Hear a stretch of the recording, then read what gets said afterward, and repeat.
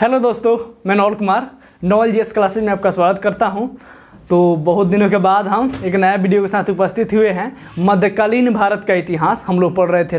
उसी के क्रम में हम दिल्ली सल्तनत पढ़ रहे थे, जिसमें खिलजी वंश पढ़ा दिया गया था। और खिलजी वंश का जो अंतिम शासक था नसरुद्दीन खुसरो खां, जो कि 1320 में उसकी मृत्यु हो जाती है। उसके आगे आज हम लोग पढ़ने वाले हैं जिस टॉपिक का क्या नाम है, जिस टॉपिक का नाम है तुगलक वंश। ये दिल्ली सल्तनत हम लोग पढ़ रहे हैं दिल्ली सल्तनत, ठीक है ना, जो कि 1206 से 1526 ईस्वी तक इसके जितने भी शासक हुए, प्रमुख 5 वंश हुए, उन्होंने शासन किया। उसी के क्रम में तीसरा वंश है, ठीक है ना। खिलजी वंश के बाद गुलाम वंश था, खिलजी वंश था। खिलजी वंश के बाद ही कौन सा वंश है? तुगलक वंश है, जिसने 1320 से लेकर 1414 ईस्वी तक क्या किया? शासन किया। इसमें जो भी प्रमुख शासक हुए, जो बार बार इंपॉर्टेंट जो क्वेश्चन है वो वन लाइनर के रूप में हम इसको पढ़ने वाले हैं जो बार बार एग्जाम में पूछा हुआ है। स्पेशली जो क्लास है बीपीएससी के लेकर 67वीं बीपीएससी के लेकर जो है क्लास बनाया जा रहा है। इसके अलावा भी आपके किसी भी कॉम्पिटिटिव एग्जाम में अगर मध्यकालीन इतिहास से या इतिहास से अगर क्वेश्चन पूछता है तो आपके लिए वीडियो उपयोगी है। आप इस वीडियो को देख सकते हैं और इसका फ़ायदा उठा सकते हैं। तो वीडियो में पूरा जरूर बने रहिएगा और वीडियो को पूरा देखिएगा, ज़्यादा से ज़्यादा इसको शेयर जरूर कीजिएगा। चलिए वीडियो को शुरू करते हैं। तुगलक वंश के अगर डेट का बात किया जाए तो 1320 से लेकर कहीं 1398 तक, या किसी बुक में 1414 ईस्वी तक लिखा रहता है। इस डेट में कन्फ्यूज मत रहिएगा। कहीं जो है 1320 से 1414 लिखा रहता है, कहीं 1320 से 1398 ईस्वी तक लिखा रहता है। अगर इसके संस्थापक का बात किया जाए, तुगलक वंश के संस्थापक का था, उसका नाम था गयासुद्दीन तुगलक, जिसने 1320 ईस्वी से 1325 ईस्वी तक शासन किया। ये तुर्क मुसलमान था। तुर्क मतलब ये तुर्की से आया हुआ मुसलमान था, ये तुर्क मुसलमान था। इसके पीछे भी जो भी हम लोग पढ़े हैं गुलाम वंश या खिलजी वंश या ये हो गया तुगलक वंश, ये सब कहाँ के थे? ये तुर्क मुसलमान थे। इस बात को आप ध्यान में रखिएगा। इस वंश की स्थापना 1320 ईस्वी में गाजी मलिक ने की थी, जो आगे चलकर किस नाम से फेमस हो गया? गयासुद्दीन तुगलक के नाम से प्रसिद्ध हुआ। इस बात को याद रखिएगा कि ये जो अगर वंश का स्थापना करता है उस समय इसका नाम क्या था? गाजी मलिक। और जब राजा बनता है तो इसने कौन सा नाम रख लिया? गयासुद्दीन तुगलक के नाम से क्या होता है? प्रसिद्ध होता है। आगे देखिएगा, इसी क्रम में उसने अलाउद्दीन के सैन्य व्यवस्था को लागू रखा, पर भूमि को पुनः अमीरों को लौटा दिया। जब खिलजी वंश में अलाउद्दीन खिलजी आया था तो उसने क्या किया था? एक प्रथा चलाया था सैन्य व्यवस्था के, जैसे कि हुलिया लिखना, घोड़ों को दागना, ठीक है ना। उसके बाद बाजार नियंत्रण प्रणाली, उस सब चीज़ को क्या रखा? जो गयासुद्दीन तुगलक है सेम रखा, उसमें कोई परिवर्तन नहीं किया। लेकिन जो अलाउद्दीन खिलजी था, अमीरों का भूमि हड़प लिया था, जमींदारों का भूमि हड़प लिया था, धन हड़प लिया था, उसको ये क्या किया? उसको गयासुद्दीन तुगलक ने उनके भूमि को क्या करता है? पुनः अमीरों को लौटा दिया, ठीक है। इससे क्या हुआ? ये अच्छा शासक कहलाने लगा। इसी क्रम में देखिएगा, उसने 29 अवसरों पर, यानी कि 29 बार जो है मंगोलों के आक्रमण को क्या किया? विफल किया और भारत से बाहर ही रखा मंगोलों को। इसी के क्रम में उसने एक उपाधि ग्रहण की जो बार बार एग्जाम में पूछता है, मलिक उल गाजी किसकी उपाधि ग्रहण की थी? तो गयासुद्दीन तुगलक ने मलिक उल गाजी की उपाधि ग्रहण की थी। ये इंपॉर्टेंट क्वेश्चन है, यहाँ से बहुत बारी बीपीएससी में क्वेश्चन पूछा हुआ है कि वह प्रथम सल्तनत शासक था, यानी कि दिल्ली सल्तनत का वह पहला शासक था जिसने नहरों का निर्माण करवाया था। किसके लिए? सिंचाई के लिए, यानी कि खेतों में अनाज सही से नहीं हो रहा था, उसके लिए इसने क्या किया कि प्राकृतिक नहीं कृत्रिम रूप से, यानी कि नहर का खुदाई करवाया मजदूर रखाकर, और क्या किया? इसका उपयोग सिंचाई के लिए किया कि जो नहर खुदवाया जाएगा जिसमें पानी आएगा उससे क्या किया जाएगा? किसानों के सिंचाई के रूप में इसका यूज किया जाएगा। तो यहाँ से बार बार क्वेश्चन आपसे पूछता है कि वह दिल्ली सल्तनत का कौन शासक था जिसने नहरों का निर्माण सर्वप्रथम नहरों का निर्माण सिंचाई के लिए करवाया था? तो उसका नाम हो जाएगा आपका गयासुद्दीन तुगलक। आगे देखिएगा, तुगलकाबाद नगर की स्थापना किसने की थी? दिल्ली के समीप जो है तुगलकाबाद आज भी है, तुगलकाबाद नगर की स्थापना किसने की थी? तो किसने किया था? गयासुद्दीन तुगलक ने अपने ही नाम पर एक नगर का स्थापना किया था। अगर मृत्यु का बात किया जाए तो इसका मृत्यु हो जाता है 1325 ईस्वी में बंगाल के अभियान के लौटते समय। बंगाल से एक अभियान करके एक युद्ध करके लौट रहा था, उसी के समय जो है जुन्ना खां द्वारा निर्मित लकड़ी के महल में दबकर वो मर गया। जुन्ना खां उसका बेटा था। जुन्ना खां द्वारा स्वागत में एक लकड़ी का महल बनवाया जाता है और उसमें जब ये आता है तो क्या होता है, महल गिर जाता है, महल गिर जाता है और उसी में दब के इसकी मृत्यु हो जाती है।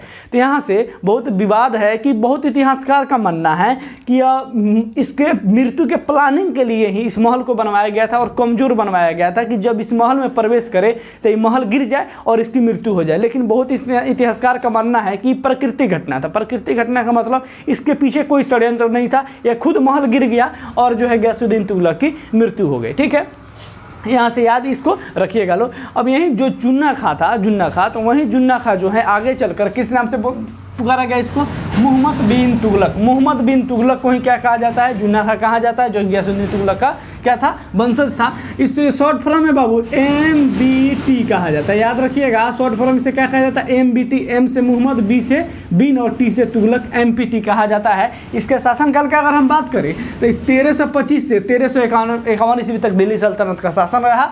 इतिहास में अगर बात किया जाए तो सबसे बुद्धिमान शासक था। सबसे बुद्धिमान शासक कहने का मतलब सबसे पढ़ा लिखा शासक था, और सबसे पढ़ा लिखा शासक के मतलब था कि दूरगामी, यानी कि दूर तक इसका जो व्यू था, यानी कि आगे देखता था कि अपने राज्य को कैसे हम वृद्धि करें, यानी कि 200 साल 300 साल बाद हमारा राज्य कैसा होना चाहिए, उस हिसाब से ही क्या करता था, अपना जो भी राज्य में जो भी नियम कानून है उसको लगाता था। तो यहाँ से एक क्वेश्चन पूछता है कि सबसे बुद्धिमान शासक दिल्ली सल्तनत में कौन था, तो मोहम्मद बिन तुगलक था। और सबसे मूर्ख शासक भी मोहम्मद बिन तुगलक को ही कहा जाता है। किसने जो काम किया वो सब क्या रहा, असफल रहा। जो काम किया किसी कारण बस उस सब काम इसका क्या रहा, असफल रहा।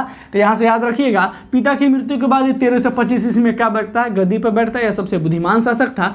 और कर वृद्धि का बात किया जाए तो कर वृद्धि किया, ठीक है, लेकिन जिस साल कर वृद्धि करता है उसी साल अकाल और प्लेग फैल जाता है, और जो इसका नीति था कर वृद्धि वाला क्या हो जाता है, असफल रहा है। तो कहने का मतलब है कि मोहम्मद बिन तुगलक के शासनकाल में जितना भी परिस्थिति था इसके विपरीत, यानी कि जो काम करता था उसमें यह असफल हो जाता था, जो काम करता था उसमें ही असफल हो जाता था।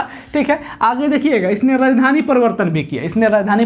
इसको लगता था कि जो दिल्ली राजधानी है वो भारत के केंद्र में नहीं है, तो सुरक्षा महसूस नहीं करता था। इसी के एथी में क्या किया, ये अपना राजधानी जो है दिल्ली से देवगिरी ले गया, मुंबई के समीप दिल्ली से देवगिरी लग गया। अगर डेट ईस्वी का बात किया जाए तो 1327 ईस्वी में था, दिल्ली से देवगिरी ले गया और एक भी आदमी को नहीं छोड़ा। ये नहीं कि अपना राजपाट, अपना खुद का महल बनवाया वहाँ पर देवगिरी में और कुछ अपने प्रमुख अधिकारियों को लेके जाए, ऐसा नहीं किया। इसने पूरा राज्य को खाली करवा दिया, इतना तक कि ये कुत्ता तक को भी जो है अपने दरबार में नहीं छोड़ा। लंगड़ा लुल्ला सबको क्या किया, उठाकर जो है दिल्ली से देवगिरी ले गया। जो नहीं गया उसको जान से मरवा दिया। एक भी लोग दिल्ली में नहीं छोड़ा, इसने देवगिरी ले गया। आधा लोग तो जाते जाते देवगिरी मर गए, इतना ही पगलाइट था, आधा जाते जाते देवगिरी मर गए। उसके बाद वहाँ पहुँचने के बाद इसको एहसास होता है कि ना हम गलती कर दिए देवगिरी आकर। तब क्या किया कि देवगिरी से फिर कहता ना यहाँ से चलो सब कहाँ, दिल्ली, मतलब यहाँ से उठा कर ले गया देवगिरी। और देवगिरी से कह रहे ना यहाँ हमको अच्छा नहीं लग रहा है, यहाँ से अब कहाँ चला जाए, फिर हम दिल्ली चला जाए। तब फिर दिल्ली उठा के लाया। मैंने आते जाते आधा इसका जो जनसंख्या था इसके राज्य का उसी में मर गया, आते जाते भूखे। ठीक है, तो इसको पागल सुल्तान भी कहा जाता है। यहाँ से क्वेश्चन एक बार और पूछा है कि पागल सुल्तान किसे कहा जाता है, तो मोहम्मद बिन तुगलक को कहा जाता है। सबसे बुद्धिमान भी था और पागल भी था इसको। ठीक है, आगे देखिएगा, एक पैसा चलाता है, सांकेतिक मुद्रा, कहता है कि सोना चांदी के सिक्के को इकट्ठा करवा लिया और इसके जगह पर क्या किया, तांबा कांसा का सिक्का चलवाया। यह जो प्रयोग था इसका सफल हो गया। सफल इसलिए हो गया कि तांबा जो था और कांसा जो था बहुत क्या आसानी से मिल जाता था और सस्ता था, तो इसका नकल भी आसानी से हो जाता था। तो नकल आसानी से हो जाता था तो मुद्रा की संख्या बढ़ गया। मुद्रा की संख्या कहने का मतलब जब नकली नोट बाजार में आ जाएगा तो असली तो चल ही रहा है, तो जो सामान परचेज करेगा कोई खरीदेगा तो 2 नंबर नोट भी देकर ले लेगा, 2 नंबर सिक्का भी देकर ले लेगा। इससे क्या होता है कि सिक्कों की संख्या बहुत बढ़ गई मार्केट में। तो इसको पुनः बंद करना पड़ा, यानी कि ये भी नीति सांकेतिक मुद्रा वाला जो एक चलाया था ये भी इसका प्रयोग क्या हो गया, असफल हो गया। और सभी जो सिक्का था तांबा कांसा का इकट्ठा करके और ओरिजिनल सिक्का यानी कि चांदी और सोने के सिक्के को अपने खजाने से क्या किया गया, उसको लौटाया गया, जिससे इसका क्या हुआ, आर्थिक स्थिति बहुत खराब हो गई मोहम्मद बिन तुगलक की। आगे देखिए कि एक अभियान चलाता है, खुरासान अभियान। क्या खुरासान अभियान? मध्य एशिया पर आक्रमण की योजना बनाता है। योजना बनाने के लिए क्या करता है, सैनिक इकट्ठा करता है। सैनिक इकट्ठा करके उसको एडवांस वेतन दे देता है। लेकिन किसी कारणवश ये अभियान नहीं होता है और इसका जो भी सैनिक पर खर्चा खर्चा करता है, पैसा सब क्या हो जाता है, बर्बाद हो जाता है।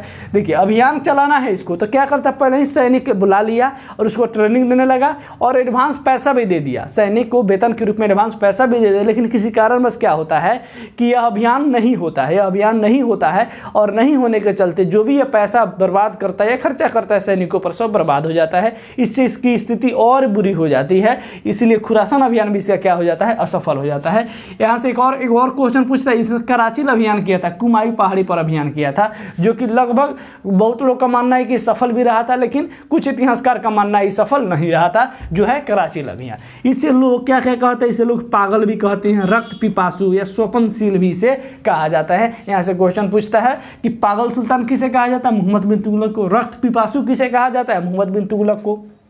उसके बाद है स्वप्नशील किसे कहा जाता है, मोहम्मद बिन तुगलक को। मोहम्मद बिन तुगलक का दूसरा नाम क्या था, चुन्ना खां। इसको आप लोग याद रखिएगा। कुछ इसने और जो है कुछ और इसने अभियान चलाए और विभाग बनाए, जैसे कि कृषि के विकास के लिए दीवाने कोही या अमीरे कोही नामक इसने विभाग बनवाया कृषि के विकास के लिए। कृषि को क्या किया, ये पहला ऐसा शासक था जो कि कृषि को अपने लीज पर लिया, खेत को क्या लिया, भाड़े पर लेता है और एक अच्छा खेत को लेता है, उसका सर्वे करवाता है और अपने से यानी कि अपने राजकोष से खाद डलवाता है, अच्छा उत्तम बीज डलवाता है, समय समय पर सिंचाई करवाता है, ठीक है। लेकिन इतना करने के बाद भी जो इसके अधिकारी थे वो क्या निकले, घुसखोर निकले, यानी कि सब पैसा खा गया, अच्छा से काम नहीं किया। और ये भी जो इस कृषि के विकास के लिए इसने जो काम किया था, जो इसने विभाग बनवाया था दीवाने को ही या अमीरे को ही, क्या हुआ, वो भी असफल हो गया। तो इस क्षेत्र में भी उसको असफलता मिली। आगे देखिएगा मोरक्को, जो कि बार बार क्वेश्चन यहाँ से पूछता है कि मोरक्को यात्री जो इब्न बतूता था अफ्रीका महादेश का, वो किसके शासनकाल में आया था, तो मोहम्मद बिन तुगलक के शासनकाल में आया था। मोरक्को अफ्रीका से,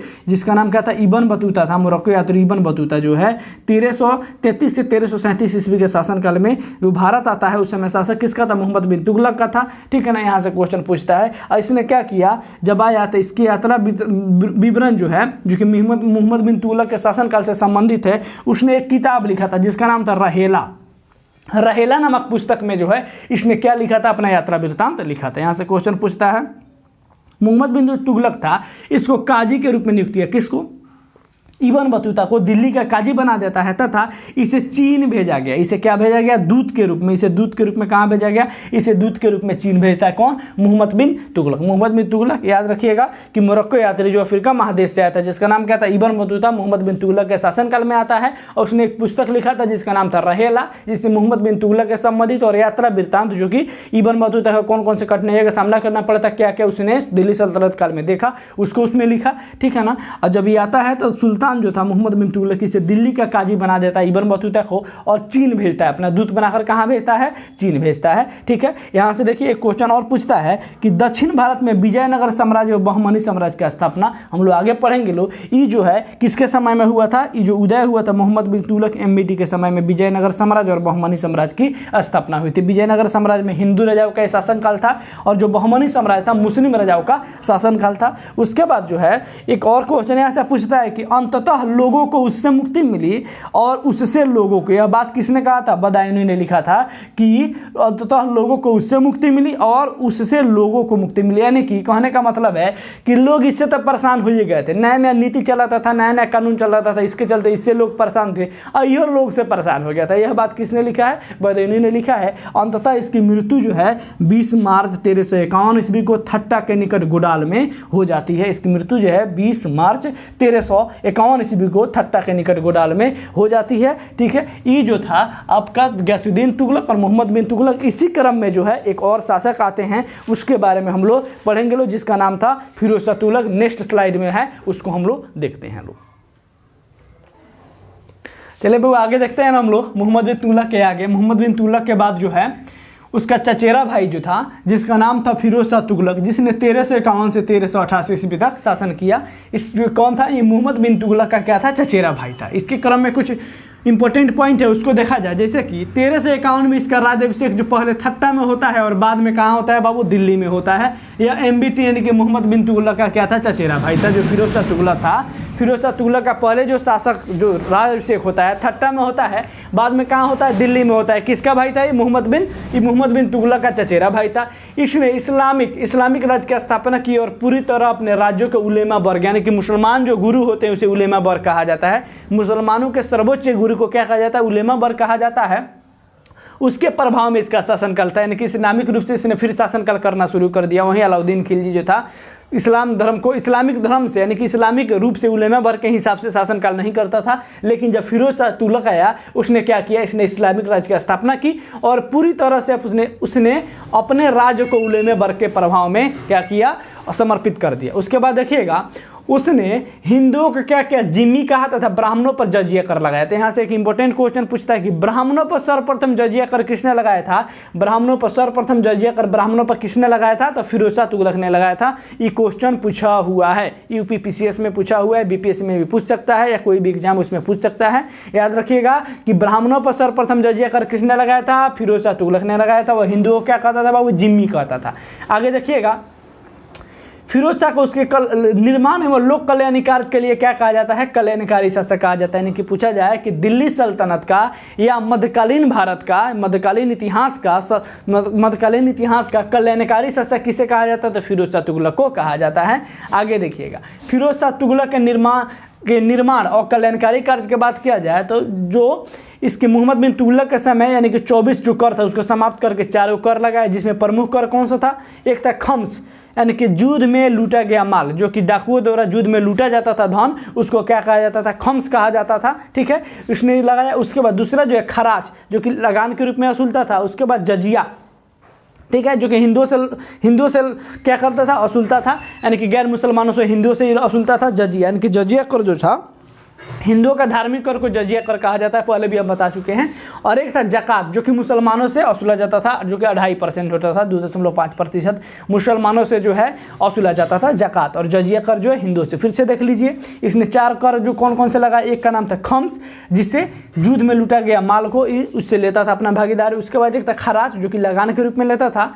तीसरा जो कर था इसका जजिया था, जिस हिंदुओं से क्या करता था, लेता था कर के रूप में। उसके बाद जकात, जो कि मुसलमानों से लेता था। उसके बाद जो है यहाँ से एक इंपॉर्टेंट क्वेश्चन पूछता है कि दासों के लिए एक नया विभाग जो है दीवाने बंदगान बनवाया था। ठीक है ना, इसके पास जो है सबसे अधिक दास था। अगर पूरा दिल्ली सल्तनत का बात किया जाता सबसे अधिक दास किसके पास था, तो वो था फिरोज शाह तुगलक के पास था। इसके पास लगभग 1,80,000 दास थे, सबसे अधिक दास जो किसके पास था। यहाँ से क्वेश्चन पूछता है कि दिल्ली सल्तनत में सबसे अधिक दास किसके पास था, तो था फिरोज शाह तुगलक के पास। 1,80,000 के आसपास जो है इसके पास दास था। और उसने एक विभाग का स्थापना किया था जिसे क्या कहा जाता था, दीवाने बंदगान कहा जाता था, दीवाने बंदगान के नाम से जाना जाता था। उसके बाद इसने एक और विभाग की स्थापना की जिसे दीवाने खैरात कहा जाता है। दीवाने खैरात कहा जाता है यानी कि मुसलमानों के जो विधवा महिला थी या जो अनाथ बच्चे थे उससे संबंधित उसके देख रेख के लिए उसने एक विभाग का स्थापना किया था जिसे दीवाने खैरात कहा जाता है। उसके बाद उसने एक और विभाग बनवाया था जिसे दारुल साफा कहा जाता है, यानी कि खैराती अस्पताल जिसे कहते हैं,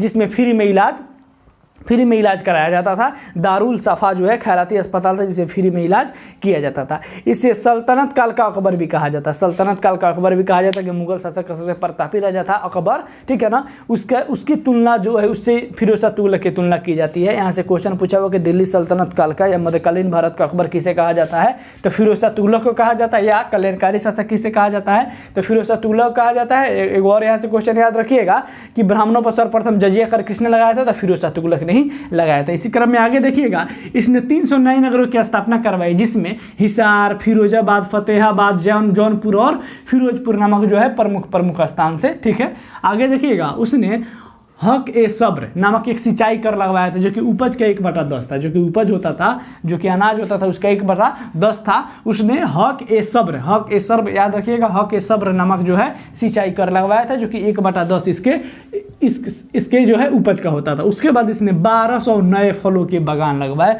फल का बहुत शौकीन था, बागान का बहुत शौकीन था यह आदमी, इसलिए इसने 1200 नए फलों के बागान लगवाए। अनुवाद विभाग की स्थापना की, जिससे ग्रंथों में क्या लिखा जाता था, तो जो हिंदू ग्रंथ थे, जो भी इंपॉर्टेंट ग्रंथ हुए हिंदू संप्रदाय के, या जो भी मुस्लिम उर्दू में लिखा हुआ था या हिंदी में लिखा हुआ था, ठीक है ना, उसको इसने क्या करवाया था, अनुवाद विभाग की स्थापना करके फारसी में लिखवाया था। क्या किया था इसने, फारसी में लिखवाया था इसको। आगे देखिएगा किसके समय का मुख्य वास्तुकार का बात किया जाए तो मलिक गाजी शाहना था। मलिक गाजी शाहना था इसके समय का मुख्य वास्तुकार जो कौन थे, मलिक गाजी शाहना था। उसके बाद जो है उसने सिक्कों पर खलीफा का नाम लिखवाया। इसने सिक्कों पर क्या लिखवाया, जो सिक्का चलाता था उस पर खलीफा का नाम लिखवाया, क्योंकि आपको पता ही है शुरुआत में बताएं मुसलमान गुरुओं के संरक्षण में ही काम करता था, इसीलिए इसने अपने सिक्के पर खलीफा का नाम लिखवाया। आगे देखिएगा ये बहुत इंपॉर्टेंट है, उसने टोपरा एवं मेरठ से अशोक के 2 स्तंभ लिख, वही अशोक सम्राट अशोक जो प्राचीन काल में था, पाटलिपुत्र का शासक जो था सम्राट अशोक, उसके अभिलेख को जो कि टोपरा से और मेरठ से क्या किया, अशोक के अभिलेख के 2 स्तंभ लेखों को उखाड़ कर लाया और दिल्ली में क्या किया, दिल्ली में स्थापित करवाया। यहाँ से क्वेश्चन बार बार पूछता है कि दिल्ली सल्तनत का